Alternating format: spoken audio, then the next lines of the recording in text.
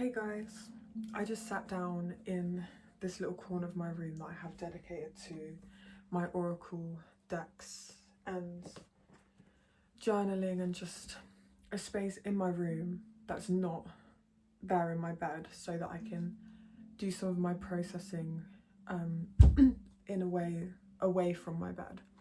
And I have this deck here, Cosmic Comfort by Yumi Sakugawa, and it's called 50 Tender Affirmations and Grounding Meditations from the Universe. Now, this is one of my favourite decks I own. Firstly, it just looks so beautiful, but what I really love about it is how all the information you need is on the card already. A lot of the time, and I don't mind this, but a lot of the time you have a book that's sort of like you have to go to for each card, and I understand why, because then it's just the artwork and it looks really nice. But yeah, I love how you just pull a card and you don't need to find a book and go through and find the page, and it's just all there.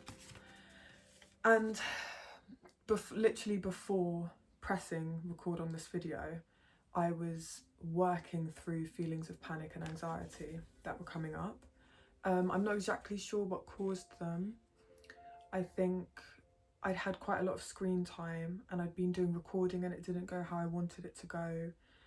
And yeah, I just think a few things sort of frustrated me and then led me to start feeling panicked. So I lay there for a minute and I was like, okay, I need comfort, I need comfort, I need comfort. And I was thinking of things I could watch, I was thinking of things I could listen to. And I realised it was all like on my phone. So it was all like music on my phone or something to watch on my phone. And then I thought, okay, if I'm still doing these things and I'm not feeling better, maybe it's my phone. So ironically now, you are being filmed on my phone. Well, I'm being filmed on my phone for you.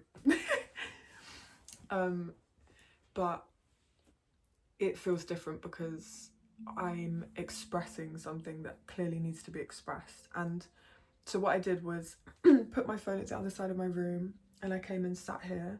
I actually made a hot water bottle and I made a tea, and this evening I'm having chamomile, rose and fennel. I thought that would be really nice to relax me and help me in this area where I'm having my feelings. So yeah, I also my brother's girlfriend got me this little bag of lavender from France, and it's just so good. So I was smelling that and I was like, oh, I'm gonna sit down in my corner and pull some cards. And then the card I pulled, it's called Leap of Faith, and it says, it's time to bet big on yourself. If not now, then when? We wake up to our most vibrant aliveness when we believe in ourselves and take action from a place of affirmation and abundance, rather than a fearful place of not wanting to make any mistakes or appear foolish. There's a little bit more I'll read after, but this, before I even read any further on than that, I got my phone, I got my tripod, and I decided I don't know what I'm going to say, but I'm going to record a video, because that was one of the things that made me frustrated earlier. Recording music didn't go to plan, and I recorded some really nice things, but I was just feeling frustrated and not like flow stating like it sometimes goes. So I just stopped that and had to chill. And then I was recording a video for YouTube and it was going well, but my as is the same now, my lungs are quite strained. I'm going to try not to think about it because then it'll happen again, but I had to stop filming because it was just hard to breathe and I was feeling really short of breath.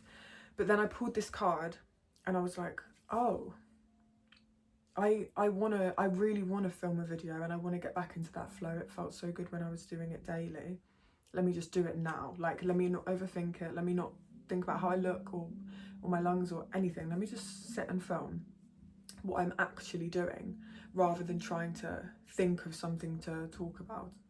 And it says, continuing on the card, it says, the real fool is the one who never experiences the exhilaration of taking risks. and what living grandly beyond the comforts of what is expected, and living grandly beyond the comforts of what is expected and safe. Listen to the dancing flame burning brightly in the center of your heart that whispers yes. I love this, and I needed this card because when I feel panicked and when I feel uneasy and all I want to do is just hide away, but it's quite early, it's not time to go to sleep, it's not time to go to bed, I'm not tired. And I didn't want those feelings to mean that I just stop.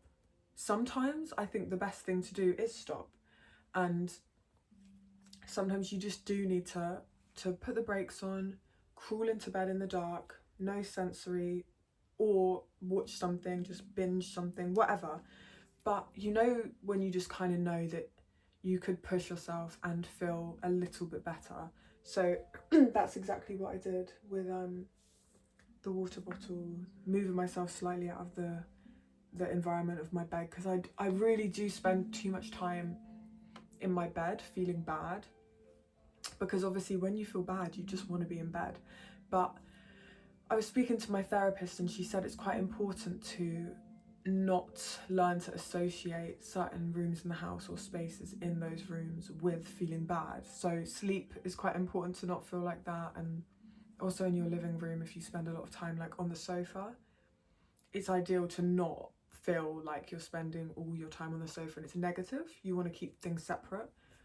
So even though I don't want to be in a different room, I thought I could do my version of that, which is just be in a slightly different part of the room, and just, yeah, build on that.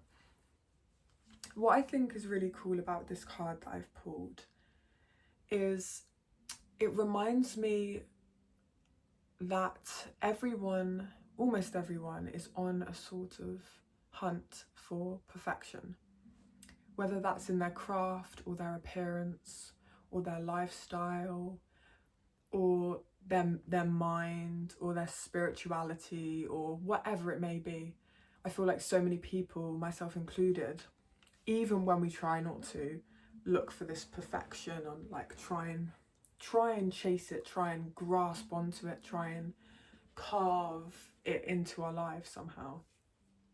And as much as it's great to try to do better in certain areas and push for things, and when it feels good, you know, passionately chase things and all of that, I think what people are really craving in the world is real. With everything going on with AI, I think what people want the most is something that they can recognise as human.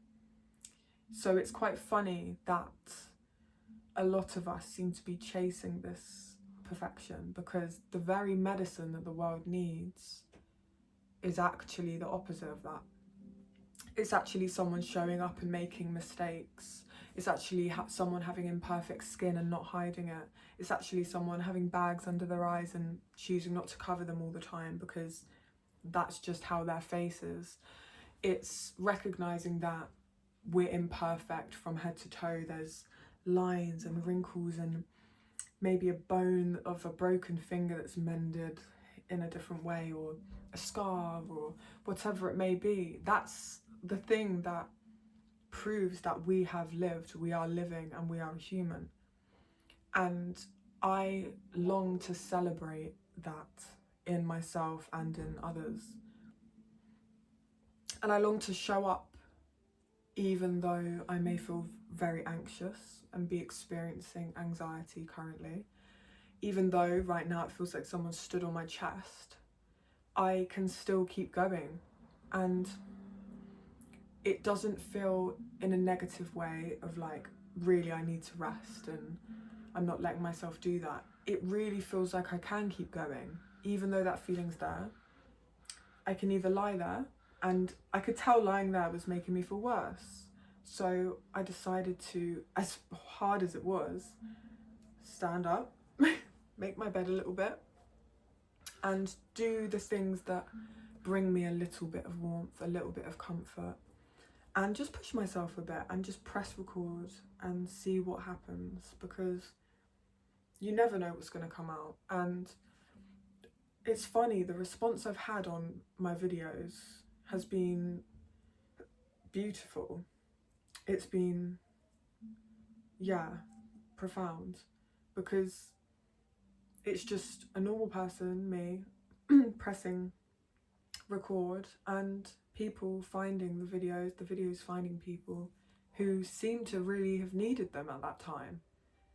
And I didn't do anything special, I didn't do anything crazy, I just sat and pressed record and allowed things to come out as they came out. And if I can give anything to the world, I would love to. So that's why I'm showing up now, even though it feels hard to breathe. And yeah, so maybe it could be fun to pull a second card. It could be quite fun. What I like to do is I like to take the card, and I don't always do it every day, I do it sometimes, and I just stick it up, and it's just nice, like a little talisman, like that's just there, and when I glance at it I remember, and I see the name and I'm like, oh yeah, I remember pulling that was nice. So again, we've got the same deck, I'm just going to use this deck. And I like to keep them face down, and I like to shuffle them like this.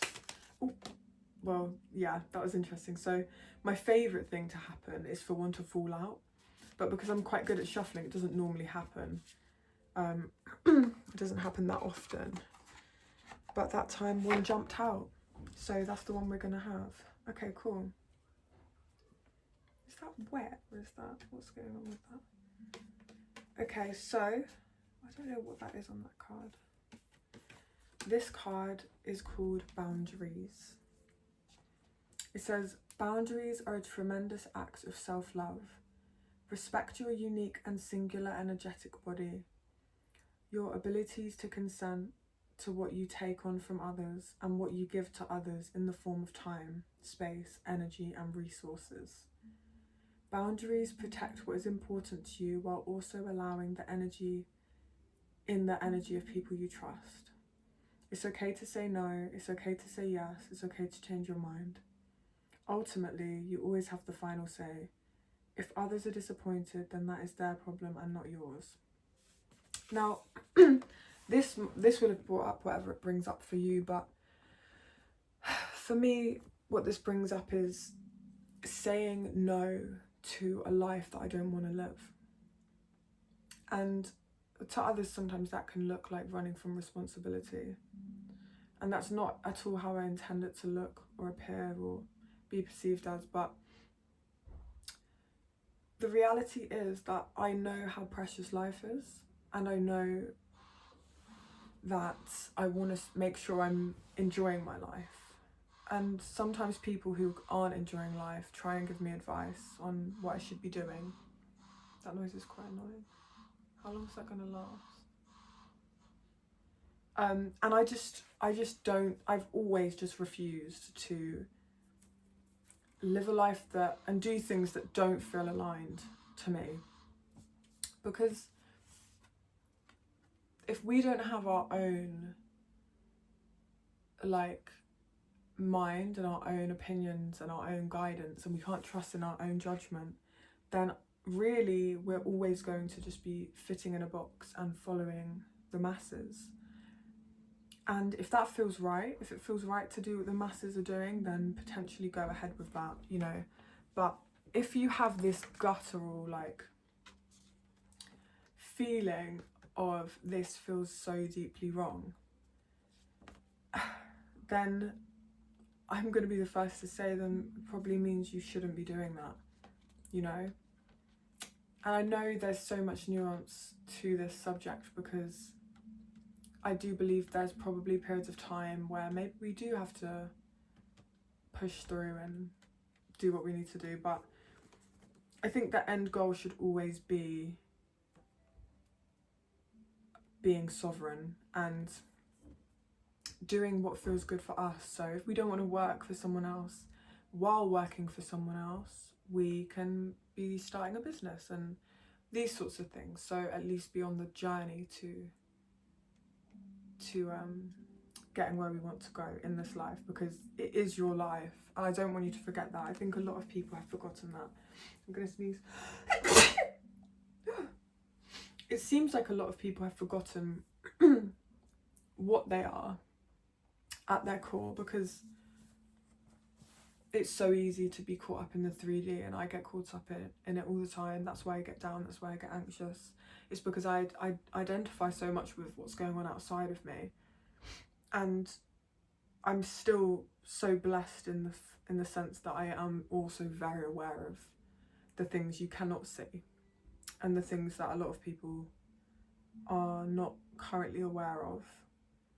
And that does help with really putting my foot down and not doing things that don't feel good. But yeah, it's cool that you can kind of pull a card and it can bring up so many things for you. There's another one here, and it's called Already Lovable.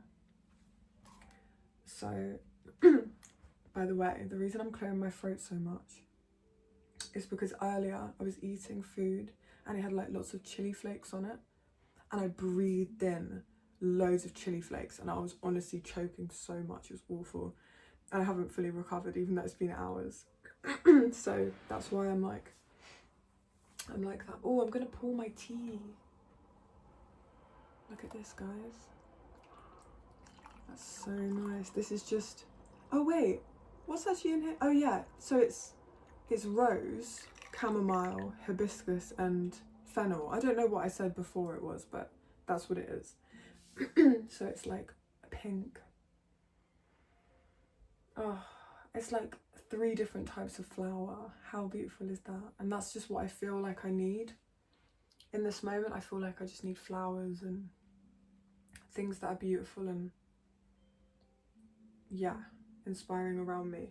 I think that kind of ties in as well to the card that I've just pulled, which says, know this: you arrived here on this earth already lovable, whole and complete. Facts. You do not need to earn or work hard for lovability.